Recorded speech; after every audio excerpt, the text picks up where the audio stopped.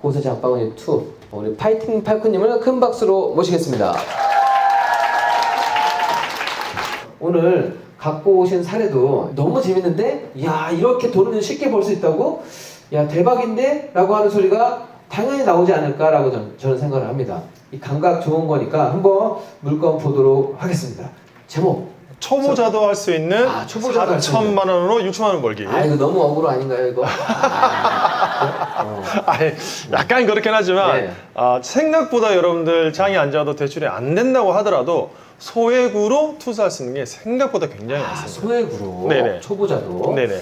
좋습니다. 오늘 물건 기대가 됩니다. 네. 2023년도 우리는 항상 따끈따끈한 것만 보여드립니다. 자, 이렇게 네 가지를 준비해 보셨습니다. 첫 번째는 소액 단기 투자, 그 다음에 NPL 투자, 그 다음 상가 투자, 네 번째로는 대박 수익 투자를 준비를 해 오셨습니다. 자, 첫 번째 소액 단기 투자부터 한번 보도록 하겠습니다. 소액이고 적은 돈이고 단기, 정말 빠른 시간에 해결하는 사례인 거예요. 자, 첫 번째 물건, 자, 소개해 주세요. 네. 우리 그 수업 들으시는 분들은 제가 항상 외치는 거 뭔지 알죠? 장타지옥 단타천국. 우리가 시드머니가 없다 보니까 항상 단타를 쳐서 돈을 불리고 싶어 하잖아요. 저번 저희가 송 사무장님 쇼 나와서 했던 사례들은 좀 배제하고, 또 여러분들이 단타를 치고 싶긴 한데 명의가 있다 보니까 하고는 싶은데 못 하잖아요. 이거는 법인으로 학생 두 분이서 1억 3,500만 원의 낙찰을 받고 수리를 해서 단기로 3개월 만에 1억 8천만 원에 매각을 했던 사례입니다. 법인으로 3개월 만에 네. 1억 3,500에 낙찰받아서 매도가는 얼마죠? 1억 8천에 매도했습니다. 1억 8천에. 네네. 네, 그러니까 거의 5천 정도. 네, 그렇게 됐네요. 3개월 만에. 법인은 그러면 양도세를 얼만큼 내나요? 양도세가 2억 이하니까 10% 아닌가요? 그렇죠, 네, 10%죠. 네, 이게 취득 중과가 있죠. 네네. 네, 취득 중과 있지만 개인 같은 경우에는 단기로 했을 땐 70% 가까이 되는데, 법인을 활용해서 명의가 애매했을 때는 그냥 취득세 조금 더 낸다 생각해도 양도세를 줄 수 있으니까 3개월 만에 매도를 했던 사례입니다. 자, 그래서 이거 이 위치가 뭐 산골인가요? 왜 이렇게 초록초록하나요 이게? 네. 저도 못했을 것 같은데 위치가 저렇게 완전 나홀로잖아요. 네, 여러분들, 야, 이 지금 계곡이 흐르네요, 그죠? 계곡이 흐르는데 세대수가 적은 그런 아파트임에도 불구하고 가격을 저렴하게 샀을 때는 또 단기로도 충분히 수익을 낼 수 있다. 우리 A급하고 지금 B급하고 C급 있을 때 A급으로는 오히려 안정감은 있지만 낙찰가가 높기 때문에 큰 수익을 벌지 못할 수 있는데, 여러분들은 B급, C급도 찾아야 되는데 B급, C급을 찾을 때는 뭘 확인해야 된다? 매매가 되는 걸 확인해야 된다. 이미 매매가 된다는 거는 그런 거는 리스크를 많이 좀 줄일 수 있으니까. 그러니까 그런 부분 보시면 좋을 것 같습니다.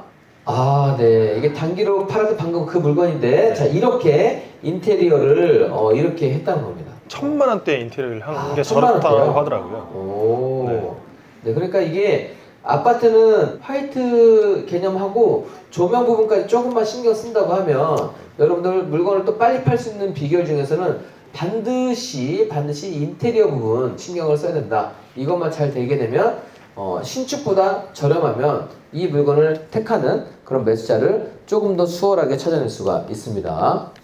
자, 그럼 정리 한번 해주시면요. 그래서 해당 물건에 투자 포인트를 꼽으라고 한다면 네네. 온비드 남들이 좀 어려워하는 공매였다는 점. 그렇죠, 공매. 두 번째는 어쨌든 소액으로도 할 수 있었다라는 이 물건. 돼지저금통이 소액을 의미하는 거군요. 소액. 동전 모은다는 뜻이에요, 여러분. 동전. 그리고 마지막은 단기 매매 시 양도소득세 때문에 너무 스트레스 많이 받겠지만 법인을 활용하는 듯 세법을 잘 활용하면 지금 시기도 누군가는 투자를 이어나가고 있다. 단기 세금으로도 충분히 수익이 있습니다. 10% 구간이니까. 네. 자, 이렇게 세 가지로 물건 포인트를 정리해 오셨습니다.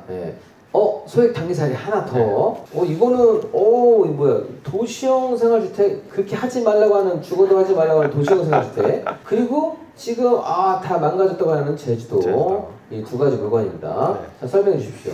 도시형 생활주택이라고 되어 있긴 하지만 제주도에 있는 아파트랑 똑같은 느낌의 주거형 물건이고요. 신탁 공매건이었는데 위치가 너무 좋은 물건이었는데 이게 한 20개인가 나왔었거든요.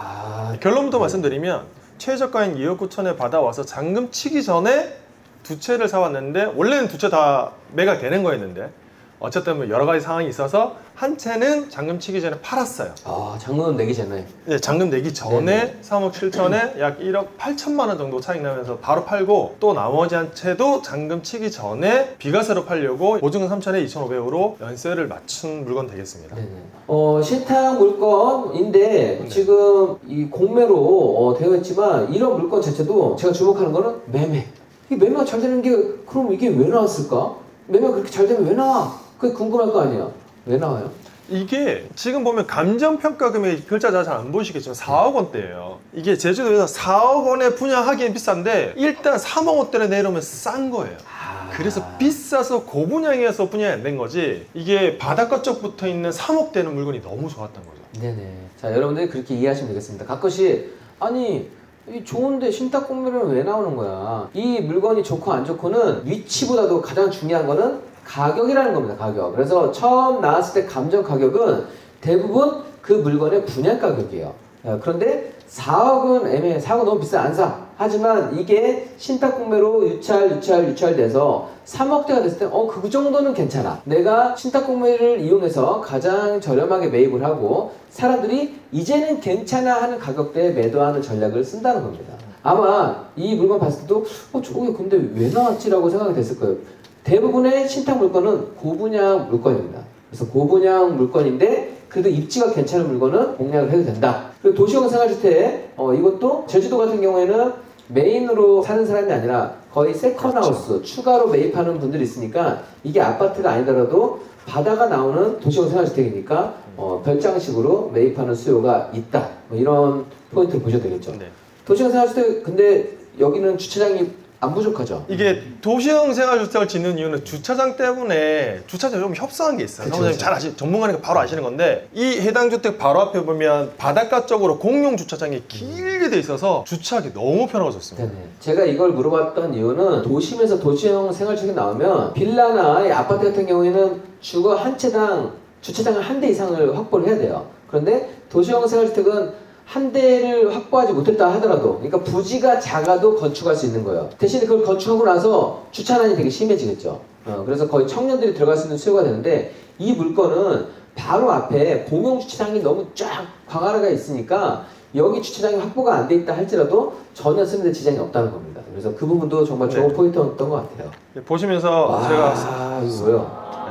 소액 사례라고 했는데요. 먼저 한 가지 더 말씀드리면, 이 물건에 소액 투자가 가능한 이유가 있어요. 아까 감정평가 금액이 4억 원이었죠. 낙찰 가격 자체가, 매입 가격 자체가 3억 이하로 떨어지면 그 LTV 규제가 경매와 합쳐지면 대출이 90%가 가능해집니다. 오. 그래서 소액 투자가 가능해지는 거예요. 그러니까 3억 미치면은 대출을 높게 활용할 수 있다. 네. 저는 사실 이런 물건 살 때 대출을 거의 안 받거든요. 그러니까 대출은 형님한테 물어보세요. 저는 대출에 대해서 잘 몰라요. 저는 항상 현금 투자를 하기 때문에 네.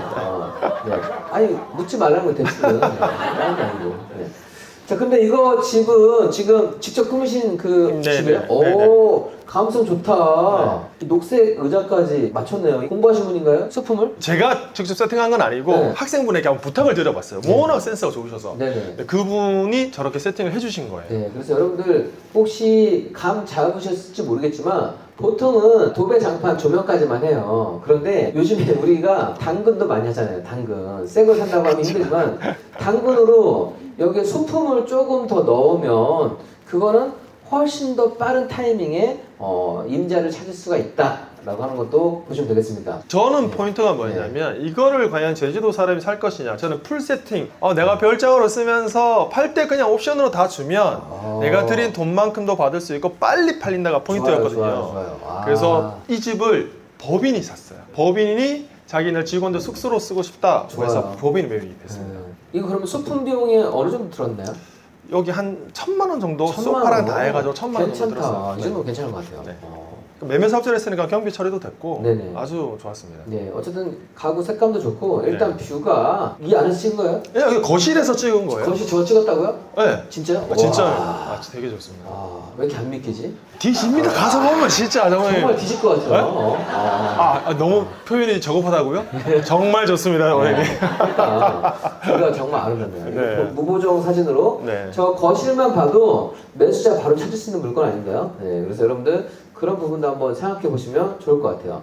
제주도는 육지에 원래 계셨던 분들하고 관광객의 보는 물건 보는 기준이 달라요. 그래서 거실에서 바다 뷰가 있고 없고 차이가 되게 크기 때문에 뷰가 확보된 물건 같은 경우에는 외지 분들을 찾을 수가 있다. 이거는 뭐 학교나 이런 주변 인프라가 부족하더라도 뷰가 닿으면 또 괜찮을 수 있다. 그 포인트도 챙기면 좋겠습니다. 자, 그래서 이걸 정리하면 지금 두 개는 봤던 거예요. 이거 네. 온비드, 이거 동전, 네, 두 개 지금 공짜하고 지금 동전 소외. 네. 이거 뭐예요, 이거는? 저 물건은 첫 번째 할 때 매매 사업자로 네. 해가지고 합법적으로 아, 절세 효과를 이것도 냈습니다. 절세, 매매 네네. 사업자. 네. 자, 이거는 그리고 제주도라는 지역적 특성, 물건의 제주도. 특성이 있으니 네. 도생을 하면 안 되지만 제주도니까 그리고 뷰가 있으니까 괜찮다라고 지금 투자 포인트 4가지를 정리해 오셨습니다. 고수 장바구니 보면 A급 물건, 뭐 강남의 물건 봐서 이렇게 가격 차이 난 걸 갖고 오는 게 아니라 애매하지만 그 투자 포인트를 가지고 수익 낼 수 있는 물건들을 갖고 왔다는 거예요. 그래서 그런 부분 공통점 찾아보면 여러분들 투자 감각을 올려갈 수가 있습니다. 자, 다음은 이거 진행 물건이에요? 네, 진행 물건. 너무 많이 갖고 오는데 설명해 주세요. 좀 전에 그 투자 포인트가 똑같이 다 들어갈 수 있는 공매고 소액으로 할 수 있고 네. 사업자도 할 수 있고 네. 그리고 조그만 투자 포인트 감정 가격이 3억 4천만 원짜리가 3억에 시작된다는 네. 통상 감정 가격이 그대로 시작되는데 이건 이미 유찰된 것과 똑같은 효과를 내기 때문에 한 번만 유찰된다면 또는 이 회차에 들어가도 손해볼 일은 없을 것 같다라고 생각하는 물건. 다시 한번 설명드릴게요. 3억 600만 원인데 지금 현재는 매물 나와 있는 거는 3억 3천 나와 있는 네. 건가요? 네. 실거래가는 3억 1000에서 3억 3,700, 4,500, 4,800 이게 23년 11월 그러니까 최근에 거를 보면은 3억 3천 이상은 거래가 되는 거네 라고 좀 볼 수가 있겠죠. 우리가 똑같은 아파트라도 누구는 부동산 가서 제값 주고 사고 누구는 온비드 공매를 통해서 훨씬 할인된 가격에 산다는 겁니다. 정말 경공매 하는 사람과 하지 않는 사람 차이는 엄청나게 큰 차이인 것 같아요. 부동산 가서 깎아달라고 해봐요. 500, 1000 깎기도 정말 힘들어요. 그런데 여기는 몇 천은 그냥 내가 내 원하는 대로 깎을 수가 있는 거잖아요. 자, 다음은 NPL 투자 사례에 대해서 한번 설명드리도록 하겠습니다. 자, 지금 아파트를 3개 지금 낙찰 받으신 물건인가요? 이미 올해 받고 전부 매각까지 다 끝난 사례입니다. 잠깐. 그러면 23년 9월 이거는 23년 7월 이거는 9월. 23년 9월 네. 23년 7월 달에 하나 23년 9월 달에 하나인데 지금 12월인데 낙찰 받고 이미 매도까지 다 마친 물건입니다. 이거 단타네요. 자, 여러분들 궁금하시죠? 자, 이 3가지 한번 설명해 네. 주세요. NPL이 뭔가 하면 모르시는 분은 전혀 모르는데 쉽게 생각을 하면 우리가 부동산을 매입하는 방법이 경매가 있고 공매가 있고 그렇잖아요. 그것과 똑같은 방법이라고 생각하시면 됩니다. 일단 기본 개념은 그러한데 흔히 말하는 상품권을 사는 개념이라고 얘기하긴 하는데요. 특별한 건 아니고 그냥 부동산을 매입하는 방법 중에 하나다. 채권으로. 그렇게만 이해해 주시면 될 것 같아요. 자, NPL은 뭐냐면 보통은 우리는 법원에 아파트를 입찰하러 갈 때 그냥 입찰가를 적어내요. 그죠? 그거는 공매를 하던 경매를 하던 그렇게 하는데 NPL이라고 하는 거는 은행에 그냥 근저당 은행에 돈을 빌려줬을 거 아니에요. 그죠? 근저당 있는 것도 그냥 채권이거든요. 은행한테 그 근저당권을 사는 거예요. 돈 빌려줬던 그 담보 근저당권을 사서 그 채권을 가지고 입찰하는 거를 NPL이라고 하는 겁니다. 원래 잘 모르는 분들이네. 자, 더 이상 쉽게 설명할 수 없어요. 자, 그런 게 있어요. 배워야 돼. 그래서 우리 배워야 돼요. 네. 자, 그런데 보통은 내가 이 방법을 모르는 사람은 입찰가를 적어내는데 아는 사람은 지금 내가 적어내려고 하는 가격보다 근저당 채권이 훨씬 더 높은 금액을 써낼 수 있는 거예요. 그 채권을 사서 매입하는 기술입니다. 아까 공매도 기술이거든요. 공매로 입찰하면 더 매각 가격이 낮아지고 채권을 매입하는 걸 방법을 알면 부동산 그 입찰가 적었는데 이걸 통해서도 괜찮은 물건을 더 확실하게 받을 수 있다는 얘기죠. 그 이상한 게 아니라 지금 7월달하고 9월달 받았던 거 매각까지 다 했으니까 정말 정상적인 물건이겠죠. 자, 그래서 이거 수익이 어떻게 되나요, 그러면? 수익은 네. 지금 이게 아파트인데 올해 딱 합치면 한 2억 가까이 순수익으로 2억 순수익 2억이요? 순수익 되고 또 여기에 또 어마어마한 게 하나 숨어 있죠. 양도차손 합산이라고 아세요? 아세요? 모르는 진짜 거야. 모르는 거 같은데 몰라. 아침마당 분위기라고 하는데 네 이렇게 하면은 지금 거의 모르는 거야 지금. 네. 그렇죠. 양도 차선이라고 하는 거는 내가 한 해에 우리는 양도세라고 해서 이익 난 것만 하는데 한 해에 손해본 게 있으면 손해본 것과 이익 난 거를 이렇게 합해서 이익 난 걸 계산한다는 거예요. 아니면 손해난지를 계산한다는 겁니다. 표면적으로 또 이익 나긴 했지만 양도차손을 합산해 써서 저는 보너스로 3천만 원 정도를 또 받아요. 그래서 순수 2억 3천 정도 한 해 딱 한 것만 이 정도 될 것으로 예상이 됩니다. 네, 그래서 지금 이거를 사서 팔았지만 팔고 나서도 저 채권 금액이 있기 때문에 결과적으로는 손해본 걸로 되어 있다고 하면 팔코님이 다른 거 소득이나 아니면 다른 부동산 매각 이익에서 상세를 하는 방법까지도 있다는 겁니다. 네, 그래서 이런 방법으로도 수익을 꾸준히 내고 있다라고 하는 걸 말씀드립니다. 자, 그래서 이거 정리 한번 해주시죠. 이거 팔코님인가요?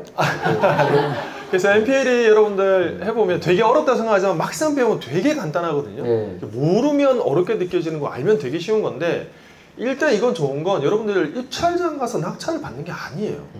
NPL은 그냥 딱 전화해서 팔아? 얼마에 팔래? 부동산 딱 전화해서 이거 얼마에 팔릴 것 같아요? 딱 물어보고 바로 책상에서 낙찰을 받는 거예요. 아, 책상에서 그만큼 쉽다. 네, 그리고 아까 그 변경된 거 보면 그 입찰 날짜가 변경됐는데 그게 제가 시킨 거예요. 채권단한테 변경시켜줘 라고 해서 직접적으로 변경을 시키면 저는 이미 샀죠. 날짜는 변경되죠. 입찰 날짜는 정해져 있죠. 그러면 저는 이 물건을 핸들링하는 시간이 쫙 길어져요. 3개월 정도 길어지기 때문에 그 사이에 매수자를 찾으면 낙찰과 동시에 잔금과 동시에 소유권 이전을 하는, 그래서 흔히 말하는 어떻게 그렇게 빨리 팔아요? 라는 시나리오가 나오게 되는 거예요. 네. 어쨌든 채권을 매입하는 순간부터 이미 내가 낙찰 금액은 가장 높게 적어낼 수 있으니까 낙찰 받았다 치고 그때부터 시장에 내놔서 매수자를 찾아본다는 얘기입니다. 그러니까 입찰 들어가기 전부터. 그래서 낙찰 받고 나서 바로 이 단기간에 매도까지 빠른 시간에 이뤄낼 수 있는 방법인 거죠. 그리고 저기 두 번째 론으로 되어 있는 건 어쨌든 표면적인 매입 가격 자체가 실제 내가 4억에 샀지만 낙찰 가격은 5억이 되면 5억 기준으로 대출을 받잖아요. 그러면 그 다음에 내가 이 물건을 전세를 가져가든 월세를 만약에 월세를 딱 가져가도 투자금이 거의 빵원이 돼요. 빵원이 딱 되면서 2년 뒤에 비과세하면 수익률이 무한대로 확 늘어납니다. 근데 NPL이니까 대출을 많이 받을 수 있는 장점이 있어요. 어쨌든 이 물건은 잘못 갖고 나온 것 같아 지금. 그래서 그냥 강의 때만 하세요. 강의 때만. 네, 알겠습니다. 송쇼는 이게 좀 이 잘 분위기를 봐서 물건을 갖고 와야죠. 그냥 짧게 넘어가시죠. 야, 이런 세상도 있다. 네, 그러니까 이런 거 뉴스도 있어요, 여러분들. 이런 뉴스도 있고 보면은 부시채권이라고 해서 지금 은행에 연체된 채권을 근저당은에서 담보를 했지만 이 연체가 되고 있는 채권을 부시채권이라고 하고 이거를 막 매각해서 일반인도 좀 살 수 있는 기회가 주어진다는 겁니다. 그래서 이 채권을 매입을 해서 투자하는 방법을 NPL이라고 한다. 그것까지만 드시면 되겠고요. 네. 간단히 저거는 그래서 아는 사람은 먹지 못할 거를 지금 먹지 못할 거를 탐내지 마세요. 이 분위기 보니까 분위기가 더 안 좋아. 지금 오늘 공개 방송인데 분위기 자꾸 이렇게 만들 거예요? 진짜 그렇게 하실 거예요? 네. 그러니까 제가 주고 싶었던 메시지는 물론 이게 지금은 공부를 안 하신 분들은 어렵게 느껴지겠지만 아직도 어려운 시장에도 내가 조금만 여러분 공부하시고 남들과 다른 방법으로 접근을 하시면 충분히 수익 낼 수 있는 방법들이 많이 있으니 화이팅 하자는 의미예요. 네네. 저는 너무 좋은 게 뭐냐면 저도 지금 물건을 매입해서 경매로 들어가서 계속 성과를 거두고 있어요. 그런데 우리 행크 강사님들은 그냥 이론만 하는 게 아니라 실전으로 본인이 직접 투자해서 이렇게 성과를 내고 있으니까 그래서 회원분들께 더 실전적인 내용을 잘 전달해 드릴 수 있고 성과가 그냥 좋다는 겁니다. 이 강사하기 전에 일단은 먼저 투자자예요. 그러니까 그 부분이 좀 가장 좋은 부분이고 이렇게 고수 장바구니 다른 데서도 그럼 우리도 기획해서 해보면 안 될까? 그 사람들은 못해요. 왜냐하면 투자를 안 하고 있기 때문에 투자를 하는 사람만 할 수 있는 프로다라고 하는 걸 말씀드립니다. 자, 다음은 상가 투자. 상가 투자 한번 보도록 하겠습니다. 상가 투자하면 다들 뭐 경매 막 이런 것만 생각하실 건데 LH에서 분양하는 상가도 있는 거 혹시 아세요? LH에서 분양하는 것도 있습니다. LH에서 분양하는 상가를 자 뉴홈에서 받을 수 있는 건가요? 네네네. 네. 저기 들어가게 되면 네. 검색하면 분양 상가들이 나오는데요. 제가 저번에 송 사무장님 쇼 나와서 제가 뭐 받아서 처리하고 있다라고 말씀을 맞아, 드렸어가지고 그때 나가서 분양 받았다는 거. 네, 그거 보시면 아실 거고 네. 그거는 저번에 얘기했기 때문에 요거는 학생이 처리한 사례예요. 네네. 이렇게 수원 당수지구에 분양한 단지 내 상가를 낙찰 받으셨어요. 지난번에도 우리가 상가 경북매가 아니라 다른 사이트에서 분양받아서 수익 냈던 사례를 보여드렸는데 이것도 마찬가지예요. 대부분 또 지금 상가는 경매 낙찰가가 많이 높다고 하는데 상가도 제대로 된 시세 파악만 할 수 있으면 분양 상가가 무조건 안 좋은 게 아니라 이 분양하는 가격 대비 임대를 높게 놓을 수 있다고 하면 그거는 기회를 만들어낼 수 있다는 겁니다. 그래서 나와 있는 매물 무조건 비쌀 거야 라고 생각하지 않고 여기 지금 분양상가가 나와 있네? 그럼 이 분양상가 임대할 수 있는 금액이 얼마인지 정확하게 파악하고 그게 확실하다고 하면 수익 낼 수 있는 사례라는 겁니다. 자, 그래서 한번 이 분양상가 받았던 거 보도록 할게요. 네. 6개밖에 없나요? 그냥 상가가 6개밖에 없어요. 단지에. 6개. 네. 이렇게 딱 6개. 이렇게 6개였습니다. 네네. 네. 자, 여러분들 상가도 보면 1층이랑 2층으로 하고 또 옆에 크게 할 수 있는데 또 보셔야 될 포인트가 아파트는 있는데 상가 호수가 6개밖에 없어요. 그거는 공급이 그만큼 제한적이라는 얘기니까 여기는 공실날 가능성이 있겠어요, 없겠어요? 그렇죠. 더군다나 이 상가가 지금 6개 다 101, 102, 103, 106으로 돼 있으니까 1층 상가잖아요. 1층 상가 6개니까 저거는 공실 리스크가 없겠구나 라고 하는 거를 볼 수 있습니다. 이거를 얼마나 사신 건가요? 약 호실당 분양가가 3억 원대였거든요. 한 개당 3억 원. 3억 원대. 몇 평이죠? 12평 정도 되는 걸로 12평 3억 원. 네, 12평 3억 원이 비싸요, 싸요? 싸요? 모르죠. 이거 어떻게 알아요? 왜냐면 그건 무조건 임대가를 봐야지 저건 비싸요, 싸요를 알 수가 있는 거예요. 12평 일단 3억이라고 하면 일단 비싸지는 않은 것 같아요. 비싸지는 않은 것 같은데 그렇지만 더 확인을 해야 될 거는 임대가다. 임대가 한번 보겠습니다. 이게 임대가 들어간 거예요? 그래서 여러분들 상가가 아까 NPL은 좀 어렵다 느끼는데 그래서 쉬운 거 갖고 온 거예요. 단지 내 상가 여러분들 딱 예상하는 이렇게 인재가 됐어요. CU, 아이스크림 가게, 크린토피아, 미용실, 새마을금고. 맞아요. 요즘에는 공실이 없어도 왜냐면 1층이면 웬만하면 무화가 들어가거든요. 이거 무화 아니에요? 혹시? 맞습니다, 맞습니다. 무화, 예. 무화도 있고 이게 편의점이 있으면 편의점 옆에 무화가 따라가더라고요. 왜냐면 무화가 편의점을 이기거든요. 거기는 아이스크림 통이 여러 개 있어서 학생들이 여기 CU 가서 아이스크림을 사 먹지 않아요. 이런 형태로 세개 옵션은 채워지겠구나 라고 생각을 하는 겁니다. 크린토피아, 아파트가 있으니까 당연히 이건 있어야 되겠죠. 그러니까 정말 필수적으로 생활에 필요한 거가 들어가도 공실이 없다. 너무 특이한 게 아니라 미용실, 세탁소, 편의점 이거만 딱 들어가서 됐는데 자 그러면 이제 임대 가격이 얼마가 드는지가 좀 궁금하네요. 그죠? 임대 가격인가요? 네. 나왔네요. 그래서 이게 지금 받으신 거죠? 네, 저분들이 아주 전략적으로 들어갔어요. 네. 이게 단지나 상가를 할 때 편의점이 들어가면 받는 월세보다 약 1.5배 정도를 더 받을 수 있거든요. 그래서 알바끼로 가운데 하나, 오른쪽 가운데 하나 딱 들어가는 거예요. 가운데로 네네. 나를 거쳐가야 된다고 무조건. 왜냐면 편의점이 12평 안에 깔 수 있는 게 이 한계가 있거든요. 보통은 편의점이 2개를 먹고 계약하니까 둘 중에 하나는 내 거 걸릴 거다 해서 그냥 둘 다 가운데를 딱 찔러놓은 네네네. 거네요. 그러면 옆에 거는 비싸게 받으셨겠네요. 그죠? 네, 그래서 예. 딱 3억, 완전 극 3억 초반에 거의 3억에 받았어요. 네, 가운데 낀 거를 저렴하게 3억에 받았다. 3억. 그러니까 두 개 옷을 3억에 받고 오른쪽 거는 3천에 150 맞췄는데 3억 7천에 단기 매각이 됐어요. 예. 올해 받은 건데 이미 매각이 됐어요. 지금 3억이 비싸냐 싸냐 이것만 봐서는 안 되고 바로 임대가를 봐야만 하는데 3천에 150이면 시세 이 수익률 3억 7천이면 매수자가 충분히 찾을 수 있다는 겁니다. 그 다음에 이거는 200만 원을 세팅했으니까 이게 그러면 5억짜리가 되는 거예요. 매가가 5억 나오면. 그러면 여기는 시세 차익이 플러스 2억이 되는 거고 네. 여기는 한 7천 정도가 될 수 있다는 겁니다. 지난번에도 송출해서 보여드렸어요. 사실 이거를 알고 있는 것과 모르는 거 차이는 되게 크거든요. 이렇게 분양하는 상가도 당연히 그냥 높게 분양하겠지라고 생각할 게 아니라 실제 임대 가격, 그 다음에 공실 여부까지 체크해 본다고 하면 이것도 기회로 만들어낼 수 있다.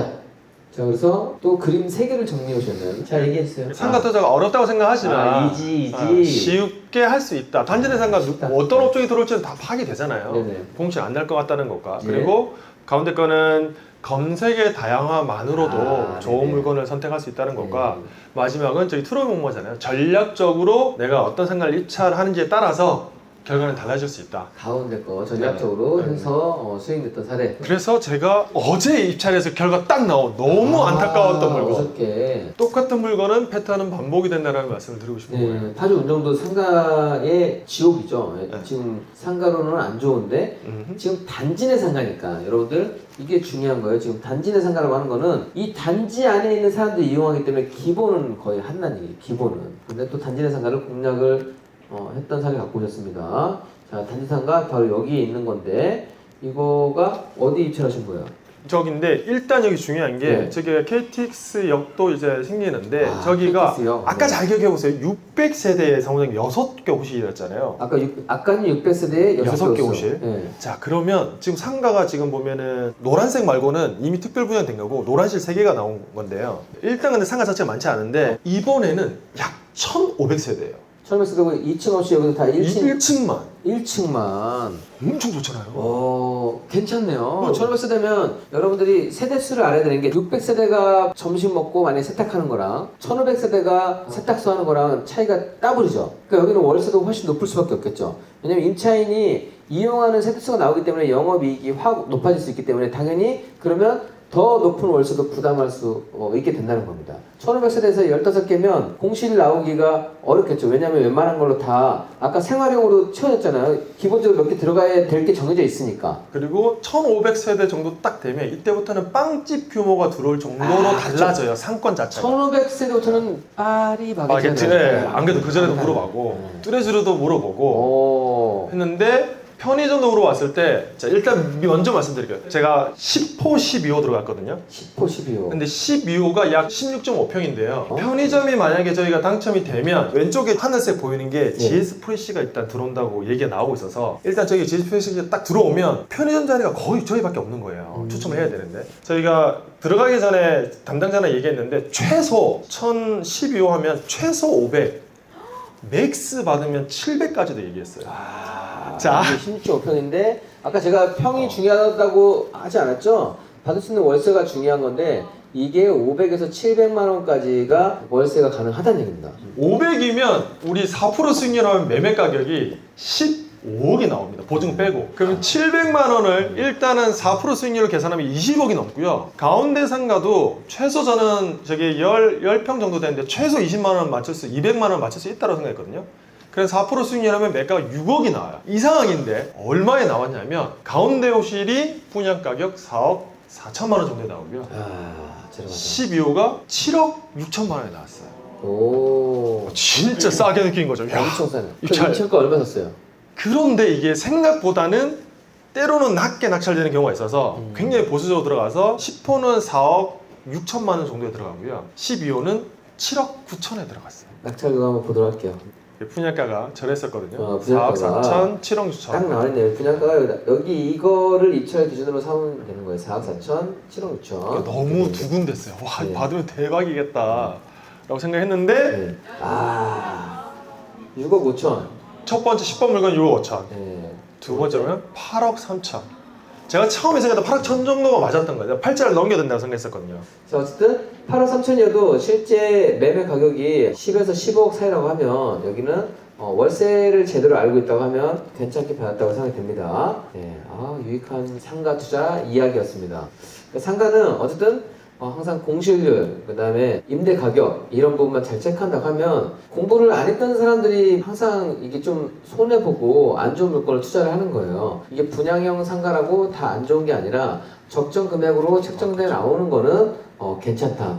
우리가 지금 택지 청약반이라고 하고 있지만 LH에서 하는 거의 특징은 뭐냐면 처음에 그들은 이 토지를 워낙에 강제 수용을 해서 싸게 매입 단가가 싸요. 저기는 개발 이익이 엄청나게 크단 말이에요. 왜 LH가 저렇게 싸게 분양하죠? 이미 얘네들은 더 비싸게 분양하면 욕을 많이 먹어요. 그냥 나대지나 농지나 이런 거에서 지은 경우가 많거든요. 그래서 매입 원가가 정말 적습니다. 그래서 저기는 저 정도 금액에 매도해도 대박인 거예요. 우리가 택지 개발주에서 택지가 쪼개져서 나오는 거를 사더라도 그들이 분양가 현재 시세보다 항상 저렴하게 나와 있지 이 현재 시세보다 높게 책정되어 있지 않아요.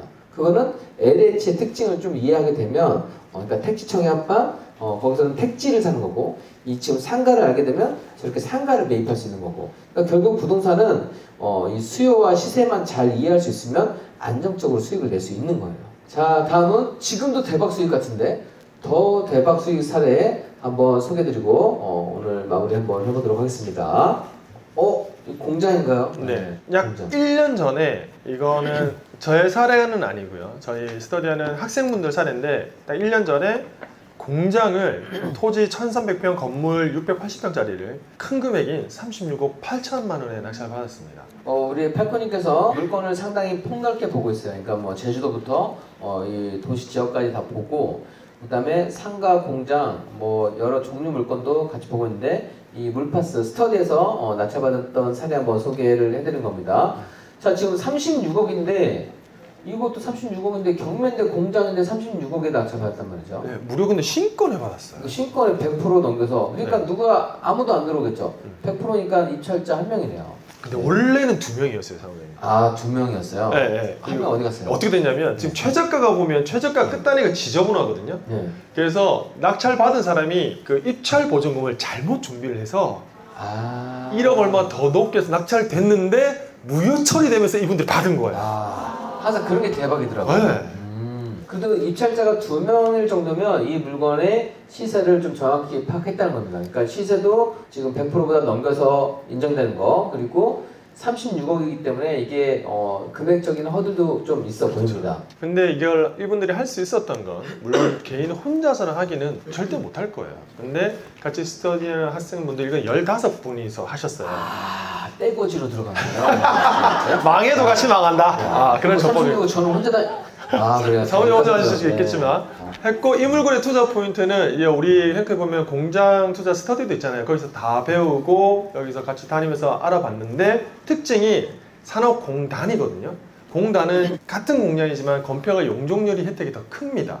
하지만 감정평가가 된 게 일반 공장 기준으로 돼서 감정평가 금액 자체가 굉장히 낮았던 거예요. 네, 어쨌든 여러 가지 이 층고부터 혜택이 있는 부분도 있는데 그냥 일반 공장하고 같이 감정평가를 했다. 네. 네, 그래서 보면 여기 화성 지역이고 이 안에 있고 이게 지금 이제 사진인가요? 네네. 네, 사진이고 네, 쓰레기도 보이네요. 이 안에가 내부가 이렇게 그냥 비어 있다. 예, 이거를 공부하지 않으면 공장 물건을 볼 수 없기 때문에, 그래서 우리가 기본적으로 아파트를 배운 다음에 아파트만 사고 파는 걸 모르잖아요. 사고 팔리는 거를 일반인들은 아파트만 알지만 아까처럼 상가도 배우고 공장도 배우고 하면 이 공장도 매매나 수요, 임대 수요가 괜찮은 거는 이것도 투자 대상이 된다는 얘기예요. 그래서 지금 보면 아까도 15명은 공부를 했던 15명이 들어간 거지 돈 있는 15명이 들어간 게 아니라는 얘기예요. 맞습니다. 네, 그래서 자, 이 물건 대박은 그럼 얼마에 팔았다는 얘기예요 이게? 이거 뭐야? 16억 딱 1년 딱 매매 잔금식까지 1년 딱 걸려서 16억 차익이 나는 52억 5천인을 팔았습니다. 15명 들어갔어도 그냥 주당 1억 주당 1억. 얼마씩 들어갔어요? 근데 투자금은 인당 5천씩 들어갔어요. 1인당 5천 들어가서 1억 1억씩 가져갔으니까 네. 뭐 거의 200% 수익이네요. 1년. 그러니까요. 1년 만에. 이제 대단한 사례라고 볼 수 있겠습니다. 네, 좋습니다. 그래서 이게 또 가능했던 거는 물론 쉽지 않은 물건이면 사실이지만 같은 스터디를 통해서 같이 조사하고 했기 때문에 가능했고, 혼자서는 당연히 못했을 거예요. 그래서 공동 투자를 하다 보니 큰 금액대 물건도 물건만 좋으면 과감하게 투자를 해볼 수 있지 않았나라고 생각이 드는 물건입니다. 네, 우리가 생각해보면 나는 나 혼자 할 거야. 그래서 나는 아파트로 2천, 3천 벌 거야. 하지만 우리 같이 해서 3천, 5천을 내서 나도 아파트 한 거 이상의 수익을 거둘 수 있다고 하면 그때는 같이 공부한 분들끼리 투자해서 성과 거두는 것도 경쟁도 피하고 경험치는 대신에 온전히 한 사람이 가져가는 거예요. 경험치까지 15분의 1이 아닌 겁니다. 그런 부분 생각해 보신다고 하면 이제 행크에서 공부하시면서 저는 이런 사례 보면 또 기분 좋더라고요. 회원분들이 다 돈 벌어 한 거잖아요. 그래서 원래는 사모님 대박 수익 사례에서 제가 또 진행 물건을 가져오려고 했는데요. 근데 진행 물건을 온라인으로 딱 보여지기에는 뭔가 애매한 것들이 좀 많이 있긴 해요. 현장에서 가치도 파악해야 되고 막 그래서 원래는 제가 전라도에 있는 땅을 하나 가지고 오려고 하다가 그거는 살짝 넘겨두고 여러분들께서 투자가 어렵다고 하실까봐 금매물 투자 관련해서 하나 말씀을 드려요. 금매물에 여러분들 그냥 사면 되는 거니까, 인정하다 알아보면 사면 되는 거니까. 사무장님도 금매물 투자 많이 해보셨죠? 금매물 저는 상가를 제가 샀으면 상가 50% 이상이 금매물이에요. 사무장님만의 금매물 투자 비법. 대출이 안 되는 거는 저는 현금으로 사면 되니까. 대출이 안 되면 돈을 빨리 못 사요. 아니 저희랑은 아무 상관이 없잖아요 그거. 저희가 할 수 있는, 저희가 좀 적용할 수 있는. 대출이 안 되는 거는 다른 사람들이 못 그렇죠, 사가더라고요. 그렇죠. 그러니까 살 사람이 없으니까 가격을 제가 충분히 깎은 다음에 그렇게 하거나 아니면 거기에 유흥시설 뭐 이런 거 있는 거 제가 샀던 거 매물 중에서 장사가 잘 된다거나 그냥 깔끔한 시설이 없었어요. 그런 건 다 제 값이니까.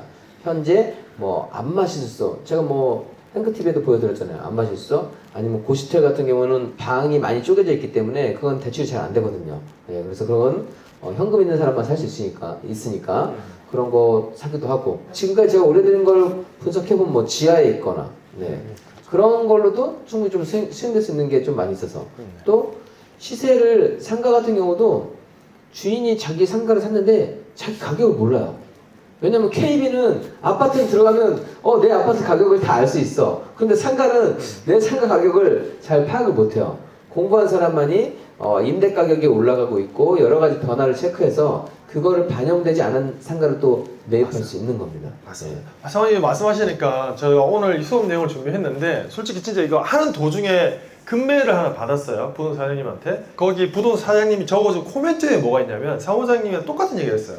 매도인들께서 시세를 잘 모르시는 것 같아요. 지금 관심이 없는 것 같으니까 빨리 사셔야 될 것 같아요 라고 얘기를 한단 말이에요. 그런 상가 건물이다 보니까. 네. 그런 얘기를 했었는데 어쨌든 생각보다 여러분들이 스터디 해보신 분들은 알겠지만 금매물로 사서 수익 내는 사람들 굉장히 많거든요. 정말 사례가 많은데 제가 저번 주에 저희 집을 팔았습니다. 살고 있는 집. 살고 있는 집을 팔았어요. 이사한 지 딱 일주일 됐는데 얼마에 팔았냐면 제가 그걸 경매로 받았어요. 9억대 받아서 2년 반인가 살고 14억 8천만 원에 팔았어요. 네, 9억에 받아서 14억 8천만 매도. 네, 팔았습니다. 일주일 전에. 네. 일주일 전에. 근데 어제 그죠? 어젠가 자고 있었어요. 자고 있는데 전화가 왔어요 부동산에서. 왜냐면 제가 부동산하고 무슨 사이에 왜 자고인데 전화해? 우리 그런 사이라서. 우리 그런 사이라서. 어제 자고 있는데 내가 금매 나오면 항상 달라고 했었거든요. 네. 금매 달라고 하니까 전화가 딱 왔어요. 사장님 지금 이 물건 사야 될 것 같아요. 아침에 나왔는데 11억이에요. 무슨 물건인데 11억이에요? 35층이요. 제가 제 집을 48층인데 14억 8천에 팔고 자 35층 똑같은 라인에 똑같은 평수가 11억에 나왔어요. 사러 가요 안 가요? 바로 갔죠. 바로 가서 내부 보고 한 번 더 협상해가지고 최종 10억 5천에 샀어요. 와, 거기서 5천 더 깎았어요? 네. 와, 대박이다. 낙찰가보다 저렴할 것 같은데요? 그러니까요. 제가 여러분들 금매 살 때 여러분들 기준이 있는지 모르겠지만 저는 경매 낙찰가보다 싸면 사 하거든요. 저도 그래요. 저도 네. 금매 살 때 상가인데 경매보다 싸면 그냥 싸요. 그러니까 시세를 깨고 있는 거예요. 그렇죠. 여기도 10억이냐 뭐 11억이냐 이게 본인이 살았던 아파트니까 시세를 깨고 있잖아요. 그러니까 바로 지금 몇 억의 차익이 생기니까 바로 사는 거죠. 거의 뒤도 안 돌아보고 바로 사요. 그 경우에는. 부동산에서 너무 싸다고 이거 빨리 팔릴 거라고 사연이 안 사면 팔린다고 막 하는데 이제 어쨌든 저는 계속 관심이 있었고 하니까 이게 절대적으로 싸다는 걸 아니까 그날 제가 솔직히 물건 보고서 이렇게 수익을 빨리 해본 적이 없어요. 그분께서 무슨 사정이 있는 거예요? 그러니까 하루 전날 네. 이제 사업을 하셨던 분인데 사업. 등기부는 깨끗한데 하루 전날 압류 판결이 난 거예요. 그러니까 이분은 잘 모르시니까 판결이 나면 바로 압류가 들어온 줄 알고 어쨌든 빨리 팔고 싶어가지고 제가 그렇게 급하게 나온 게 원래는 부동산에 12억에 나왔던 게 1시간 만에 1억이 깎이고요. 저 만나고서 5천이 또 깎인 거예요. 근데 조건이 오늘 소유권 이전하는 조건. 그러니까 제가 보고 11시에서 보고 12시에 법무사 불러서 소유권 이전하고 1시간 만에 딱 끝났어요. 근데 10억 5천이 있었어요? 그게 또 기술이 있죠, 사무장님. 제가 일개당은 아니라서. 전화했어야지 나한테. 그게 좀 기술인데 어떻게 하냐면 제가 전에 현금을 다 낼 수는 없잖아요. 그래서 등기부에 있는 근저당 금액만큼만 현금으로 일단 밀어넣고 나머지 차액은 제가 그 대출 받는 기간 동안만 전세를 사는 걸로 한 거예요. 그렇게 해서 소유권을 바로 이전해서 딱 끝이 났어요. 네, 역시 머리를 이게 대출이 바로 안 되면 전세로 전환을 해가지고 나머지 잔금을 좀 유예하면서 소유권을 변환했다는 얘기입니다. 대출 많이 이용해 보니까 그런 머리가 잘 들어가네요. 저기 또 있어요, 사무장님? 아, 그래요? 네. 네. 이제 우리가 소액 투자 사례라고 하지만 이 물건 이게 제가 엄청 싸게 샀잖아요. 시세도 거의 4억 싸게 샀잖아요. 여러분 놀라지만 대출이 얼마 나오는지 아세요? 제가 이거는 제가 이사를 다시 가야겠다는 생각도 했지만 팔 수도 있다는 생각을 했어요. 만약에 여러분 투자 목적으로 샀다고 쳐요. 대출이 9억 7천까지 나옵니다. 오. 어이가 없으시죠? 10억 5천에 사서 9억 7천. 완전 소액 투자네요, 그냥. 완전 수익이 되는 거예요. 워낙 싸게 사면 이런 효과가 가능하다는 거. 여러분들 생각보다 인장 다니면서 급매물을 항상 달라고 해요. 그러면 생각보다 많이 튀어나와요. 네, 아파트 같은 경우에는 특히 KB 시세로 감정이 되고 대출되기 때문에 KB 시세보다 더 저렴하게 샀을 경우에는 KB의 70%에도 매매가의 90% 되는 경우가 생기는 거예요. 그러니까 지금 그만큼 팔코님이 저렴하게 매입한 거고 또 우리 부사님하고 항상 평상시에도 관계를 잘 유지했기 때문에 이렇게 좋은 매물을 받을 수 있는 것 같습니다. 저도 제가 상가 급매물을 잘 살 수 있었던 거는 저는 부동산 사장님하고 관계를 잘 맺고 있거든요. 그래서 여러분들 항상 매너 좋은 사람이 되어야만 하는 겁니다. 자, 그래서 이렇게 여러분들이 또 경매를 어려워하시니까 팔코님이 또 급매물 사례까지 또 말씀을 해주셨습니다. 부동산 하면 너무 좋은 게 여러 가지 복잡한 기술을 하고 있는 것 같지만 결국 수요, 그다음에 시세 깨고 있는 게 가장 기본 중에 기본이지만 고스톱일수록 시세를 깨고 있어요. 송도 어디 아파트 얼마, 어디 아파트 얼마. 저는 상가 여기는 얼마. 딱 가보면 저는 시세를 다 알고 있는 거야.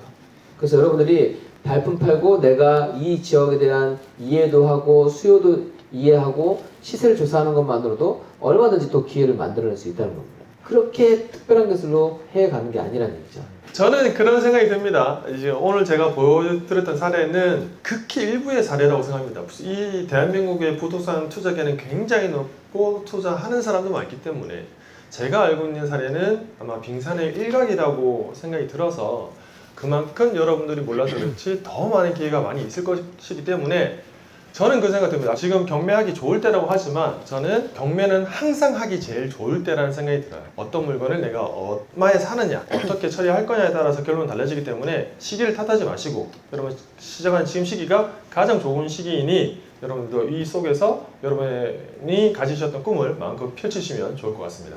네, 오늘 수고해주신 파이팅 팔코님께 큰 박수 부탁드리겠습니다. 감사합니다. 네, 감사합니다.